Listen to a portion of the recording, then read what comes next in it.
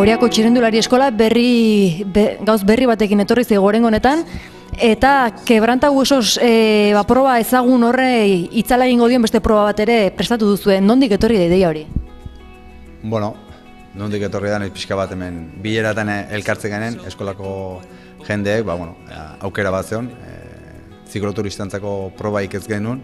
Beti izan du eskolak buruan horrelako zego zer egitea, eta kasu honetan oain denbora pixka batekin ebileranik, Aitorrek pixka bat animatuta, hola sortatu da pixka bat proba ateratzea aurrera.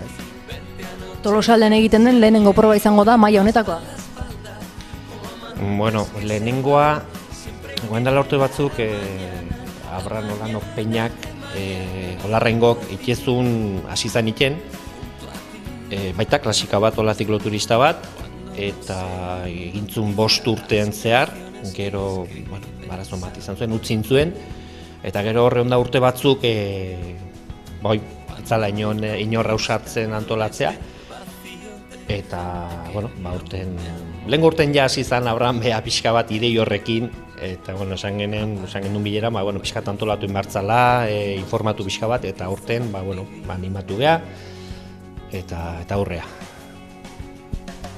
Beste gauzen artean, 11 mendate, proba gogorra izango da? Metrotan desnibel hartuta 4.950 metro jotzen dira, ia 200 kilometrotan, zer gutxi zio, kilometro bat o gutxi ateratzen da.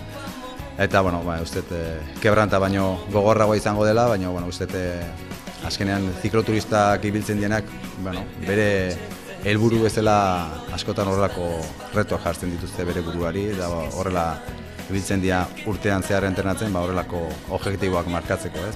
Hasi da pixkanakaia notizia hau zabaltzen, jendearen erantzunik izan duzue?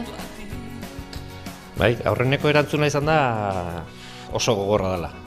Oso gogorra dela, komentario indeu ibilbidea komentatu da pixka bat, eta denak esan digute, aurreneko hitza oso gogorra. Baina gero bigarrena, animatuko geha, apuntatu ingo geha, eta, guain arte izan dituen berrik oso onak izan dira, komentariok oso onak, eta, animatzeko eta aurre.